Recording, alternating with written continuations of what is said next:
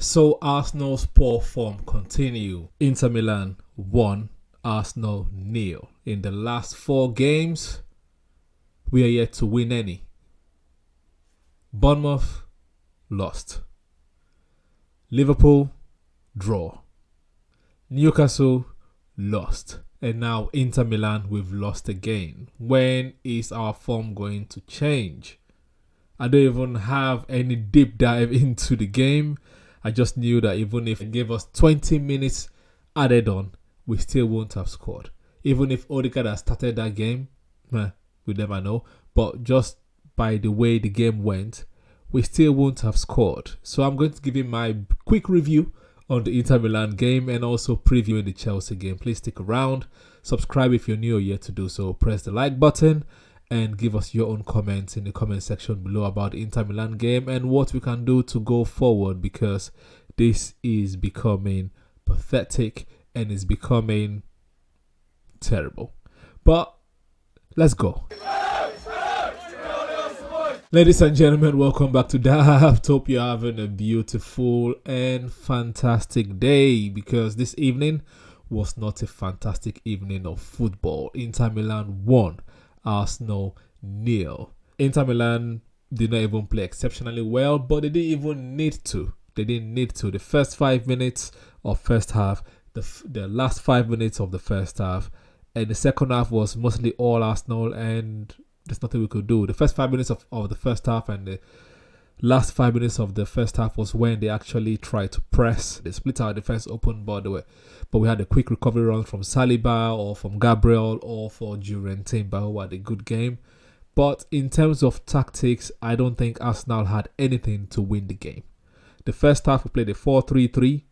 Usually Arsenal presses, but I didn't really see any press in that first half. It kind of reminded, like, to me, it's kind of like a flip of the PSG game where PSG came to the Emirates, they respected us, and then we kind of ripped them apart.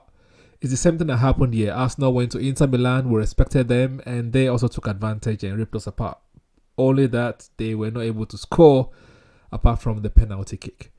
But in terms of our tactics, I just don't know what's happening right now. I don't know why our players are not on form. Is the system malfunctioning? The Arteta system, the Arsenal system, is it malfunctioning? Because I don't see how we score. I don't see how we score. Yes, the defense rose up today. Fantastic, because we had proper fullbacks this time. Timber, Gabriel, Saliba, and White. They played well. In the middle we had Partey. He also had a good game. Merino, not so much. Trossard, he played all right. And then the front three is the front three. The front three. Let's not talk too much about it. The starting 11, did that fill me with confidence? No. Did not fill me with confidence that we might get something from this game. A lot of Arsenal fans would have been hoping for at least a draw, but it was not meant to be, man. In the second half, we switched from a 4-3-3 to a 4-1-4-1. We had 5 attackers on the pitch. Yet, it didn't seem like we were going to score. We're just spamming crosses into the box, and Inter Milan were dealing with it easily. Like it was an easy day from them. Bishek, or whatever his name was, had a fantastic game. Right, stopped almost all the crosses. Dumfries had a fantastic game as well. Only that Timber had a better game compared to him.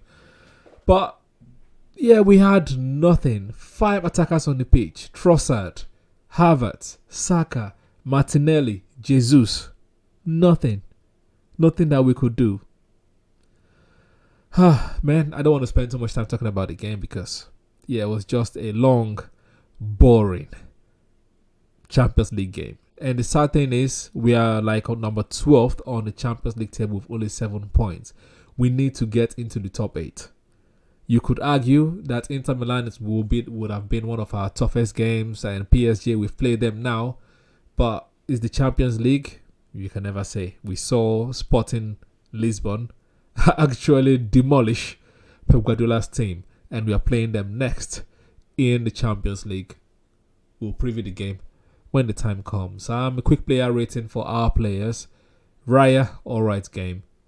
Timber, very good game. Saliba and Gabriel, very good games for them. They did well. Ben White, I would say had an alright game. It's not the Ben White yet of last season, but we can understand that's coming back from injury. So, alright game. Thomas Partey, good game. He didn't dominate the midfield, but he was present. You could feel Partey. He should have been playing there in the weekend, but that's last weekend. But that's a different story. Merino, terrible game. I would say Merino had a terrible game. Like from his first pass of the game, that misplaced pass to Martinelli in the first few seconds, I knew it was going to be a long day. No wonder he was subbed at halftime. Right, he needs a lot of time to adapt to the team. I'm hoping it's not going to be a Fabio Vieira situation, because he's the main signing of the summer, in my own opinion, apart from Calafiori, obviously. So, alright game, Merino. Trossard, I'll say alright game as well. Alright game is what I'm going to give Trossard. It was there and everywhere, but where it's meant to be, shooting and creating chances, not so much. And when they put him on set piece as well, the set piece was rubbish. So, alright game for Trossard. Martinelli, alright game. He's just running. Nothing. All he does is just run. No wonder we're looking at Mudryk a long time ago. No wonder we signed Trossard, because his efficiency and his output is poor. Havertz, alright game. Nothing to write him about. He should stop shooting, man. How can we have a false 9 come striker that can't actually hit the targets when he shoots? Yes, there's one time that, he kind of bent the ball and their keeper saved it. That was the only time that I felt that, that's the only thing he did in terms of centre forward play. But apart from that, nothing. Saka had a good game, but we're doubling up on him, and Inter Milan is Inter Milan. Italian teams know how to defend, so I'm not surprised. But in terms of before I go team performance, the subs, Jesus, alright game. This is the first time I actually enjoy watching him play. Shame that that last shot that he had did not at least hit the target, but very good game for Nwaneri. Who else came on? Odegaard came on in the last couple of minutes. Just an alright game, just to run around, I guess. He had no impact, nothing on the game. I think that's Zinchenko. Zinchenko was also spamming lots of crosses, but nothing to write him about there. So I'll say good game for him, because that's what he was told to come and do, but we didn't have any forwards to actually put the ball at the back of the net. So, alright game. The manager, alright game as well. There was no plan C. Plan A did not work. We switched to 4-1-4-1. Plan B did not work, and there was nothing we could do. We just kept crossing. There was no alternative. Why can't we just shoot from outside the box? But that's for him to decide. So, alright game for the manager. Team performance overall, even though some people had good games, it's still a 5 out of 10 overall. It's still an alright performance. Yeah, we didn't do anything to try to win the game or even equalize. Yeah, they were crossing, but did we really think that we had a chance? No. From open play, how many chances did we create? Not a lot. So, alright game, 5 out of 10 for team performance.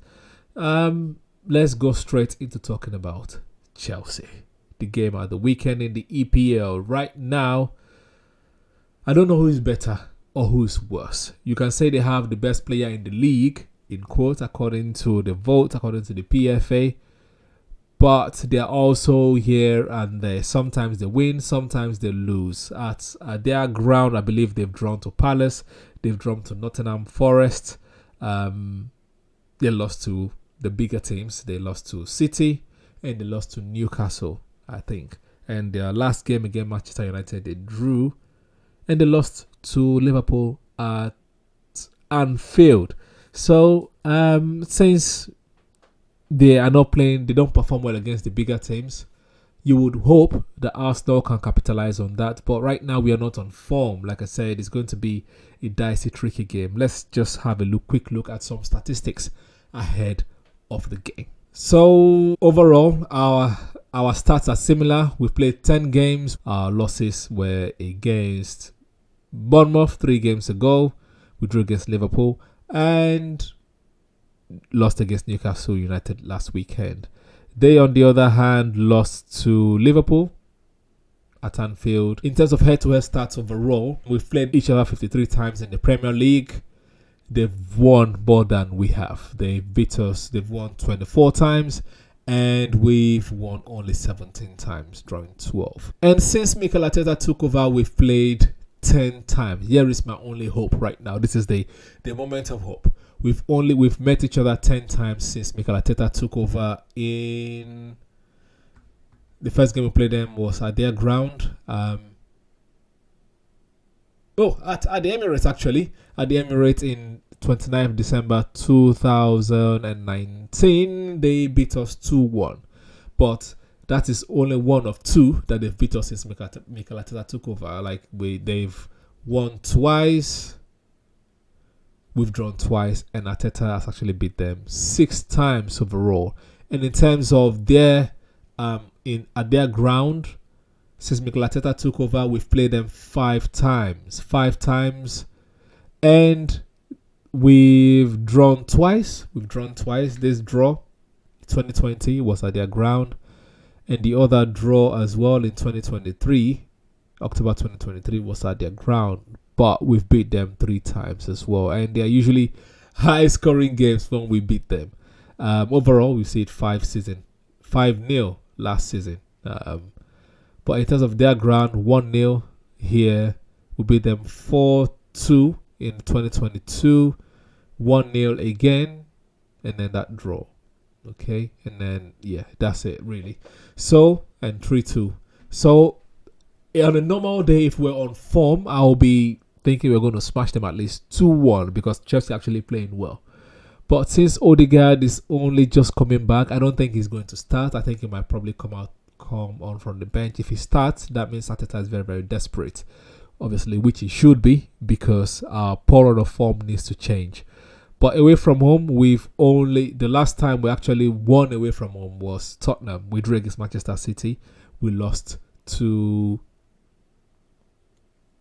I think we drew Brighton, and then we lost to Newcastle United as well. I already talked about Bournemouth. So, I don't know what's going to happen. Our players are not on form, but I'm hoping we can at least nick a 1-0 or a 2-1. Kopama is going to play well. Madueke is going to play well. Augusto is going to play well. What's his name in the midfield? Caicedo is going to play well. Lavia has been playing well. Pedro Neto in the last game against Manchester United actually played well. But I'm hoping that since they've not actually done anything great against the bigger teams in the EPL, which we should class as a big team in the EPL, so I'm hoping that we're going to get away. My prediction is going to be 2-1. The starting 11 is probably going to be the starting 11 as today. Only that Rice has to come back. So Partey, Rice, Trossard. Merino has to be on the bench right now because, we can't take another person that is just there for the sake of being there.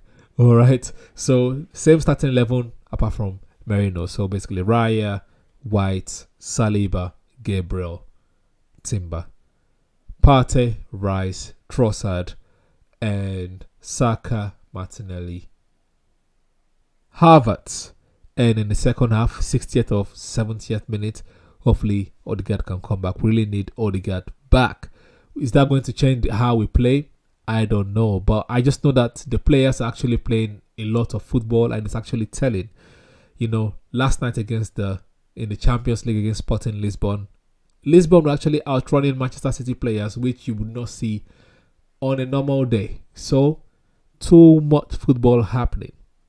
And international break is happening after the Chelsea game. But hopefully, we'll talk about it when we get there. I'm beginning to ramble now. So, my prediction, I think 2-1. 2-1 Arsenal, I think. I'm saying 2-1 Arsenal, but in my head it's telling me it's going to be a draw or a loss because we are not on form. But you let me know what you think in the comment section below. Like the video, please do that. Thank you very much. Subscribe if you're not yet subscribed or you're new to the channel, and leave your own comments about what I've said. Give me your own takes, your own predictions against Chelsea in the comment section below. And if you have any suggestions of how we can actually change the tide, please let us know, whether it's going to be in terms of a change of formation, We can't change personnel right now until January, and I doubt that we'll change anyone, but just let me know in the comment section below. This has been DAAAFT. Enjoy the rest of your day or night, depending on when you're watching it, and see you when we review the Chelsea game. Take care. Psst, psst. Oi. Subscribe. Press subscribe. Thank you.